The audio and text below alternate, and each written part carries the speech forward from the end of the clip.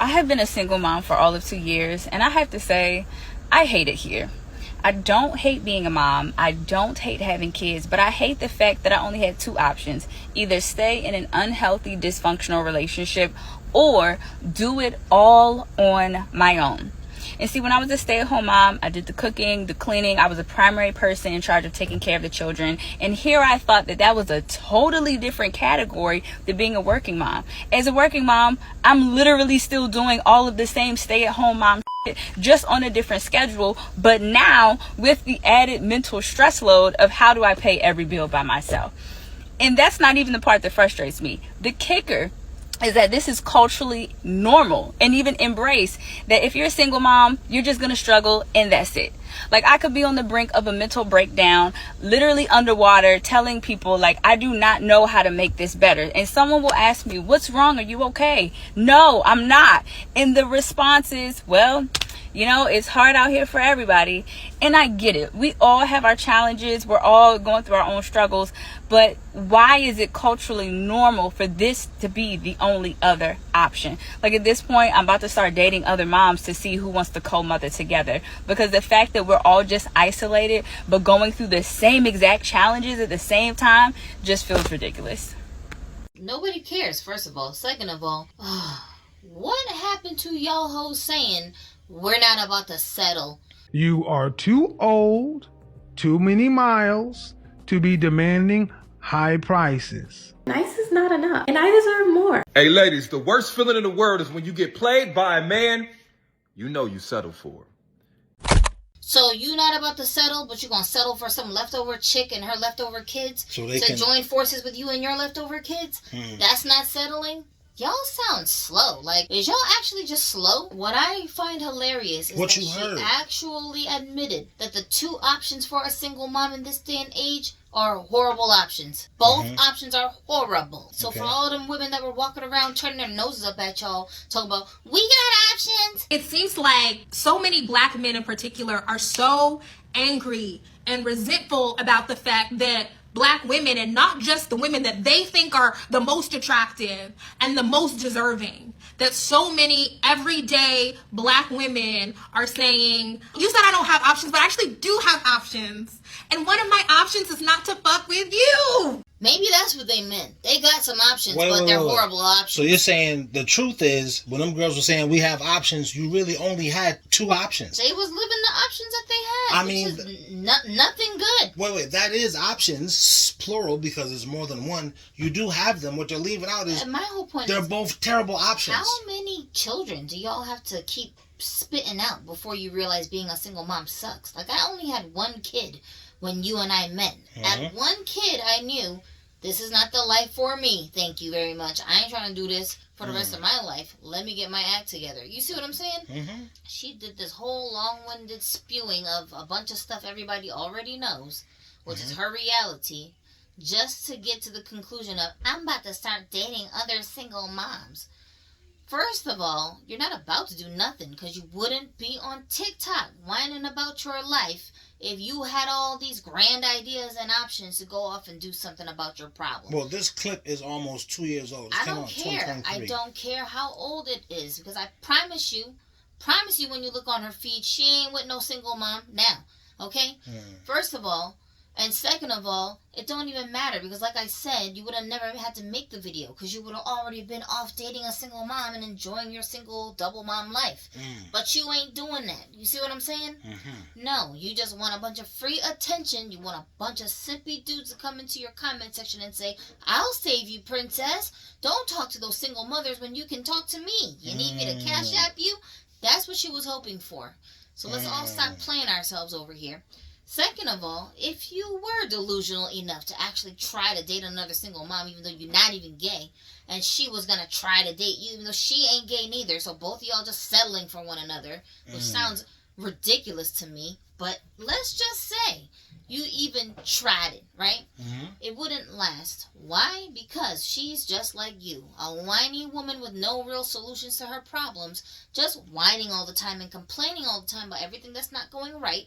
Meanwhile, she's making a bunch of choices in her life to lead to more and more problems in her life, and she don't want to take accountability for herself. Is you going to tell her what to do, because you can't put her in her place, or else you're a control freak. Is she going to tell you how to raise your kid because your kid is over here slapping my kid and you don't do nothing about it? Both of y'all are horrible at managing your lives. That's why you're so exhausted right now.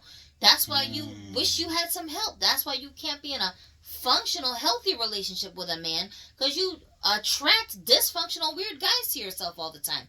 Probably because you're dysfunctional yourself. What happened to the first baby daddy? Where did he go off to? He used to be a stay-at-home mom. Now you out doing the stay-at-home mom stuff and also doing a working mom thing? Is that what she said? Because it was a lot of... That is what she said. That's what I'm saying. Being a mom don't just stop because you got a job. You don't get to pick one or the other. You see the ridiculousness? Yeah. Yeah, that's why us actual stay-at-home moms, we be just chilling. We be at peace. We don't want no problems. We're not over there trying to prove to our husbands, I can make just as much money as you. Watch me go do it. We do not want to do that. All right? Nope. There's no... He know I can make just as much money as he's making, and that's fine. I don't have to prove it. I don't have to prove it to him. I'll prove it to my kids if he dies before me. Then I'll go back to work. But while I'm here, no, let me be very good at doing stay-home mom stuff. Okay? Because that job, I don't want nobody to replace me at that job. All right? Thank you. That's where our minds are at. You understand what I'm saying? Being a stay-home wife is a full-time, overtime job already. You might tell yourself there's no value in that, but your husband knows the value. That's why he's taking the burden of working off of you. Even if it's just that you could reduce your hours to half the hours that you used to work when you were by yourself. He's taking the burden off of you so that you can focus on the thing you're actually needed for and you're good at. Being a housewife. You see what I'm saying? Yeah. Now, these women... This woman specifically, these types of women, they talk a good game. But like I said, you would not last in a relationship with another woman because you don't know how to be a boyfriend to her. You see what I'm saying? You don't know what it's like for the person who you're the spouse of, the partner of, to constantly need you to give them attention that you're not equipped to just give out all the time. Don't these women girls, ain't built like that. Girls know how to be roommates like Laverne and Shirley. You went to college. That's a whole you had a college other roommate. job, which description you don't fit, that you done signed up for now, out of nothing but your feelings, because my feelings, because I'm lonely today, because I'm sad today, because I'm depressed, so you ran off with this lady. You don't know what a headache it is. Go talk to some gay women if you don't believe me. So I've been out here dating, and I just find that I date a lot of these femmes, and it seems like they looking for a parent instead of a partner, bro. Like, and I love spoiling my women. I love paying for stuff. I love taking them on dates and getting them flowers and make sure they're good in every way, make sure they're safe, opening the door for them, all that. I love that stuff. But it seems like I can't get any spoiling in return. Nobody wants to play that role. I'm getting girls flowers, taking them on these crazy dates, and, you know, them real good, you know, at the end of the night, make sure they get home safe, getting them all of this and getting nothing in return. Like, I don't know if girls are fake gay, but they don't even want to, like, they don't even want to F back. Like, they don't even want to back. Like, am like, what? I be trying to ask girls, like, are you gay for real? Like, are you... How much they have to work to keep their girlfriends interested, and they're bickering and fighting all the damn time. All the time. So much jealousy between the two of them. Both ways. All the time. You see what I'm saying? She won't let the girl just lead. The one who's paying all the bills and playing the role of a man, she won't let this girl just guide and lead her because she's too busy arguing with her about every little thing. Hello. They both emotional as hell. They both getting like ticked off about the slightest, stupidest things. Both of them are sick and tired of the other one not doing more for them. Both of them feel like I shouldn't have to provide everything. What are you bringing to the table? They both feel like that. These are the hidden truths about gay relationships that y'all don't hear about on TV. You understand what I'm saying? Well, how do you know about them? Because, first of all, I'm a very observant person. I pay attention to psychology in many different groups. Like, I like to look at the psychology of people, their mindsets, and why they do the things they do and what leads them down that path. So I'm always paying attention to psychological stuff, right? So I'm in the conversations where I'm not a gay woman, but I want to hear what the world is like for gay women. What is their experience? Is it that different than a straight woman's experience? What is making them think this is a better lifestyle to have? And what most of them say is, I wish that it was my choice, that I was attracted to women so that I could just turn it off and get away from them because they're so toxic. But I can't help it. I just like women. I don't like men. So I have to date them because I don't have any other options. And this is the BS I gotta deal with in order to have a girlfriend in my life. Oh well, you know what I'm saying? So to those women, I would say men, we can kind of, I'm not saying that the men on this channel do, but I'm saying you can kind of sympathize with them. them. You can sympathize with that. And speaking of that, like after we opened our relationship and we started kind of, I guess, giving an interview to the potential women that were going to enter the relationship, with my own two eyes, I'm seeing how high maintenance most of these women are. And they got nothing going for them. They haven't accomplished anything. They're not particularly important or smart. They're just ordinary, regular chick from around the way. Some of them already with kids. And you think that you deserve so much in order for somebody to just get a little bit close to your body parts? Well, where did you even, or where did we, I mean, even just kind of speak on, even run into these girls? I'm saying that because this woman who's saying, I'm finna date me another mom, where would she conceivably even find this woman? On Tinder? On the streets?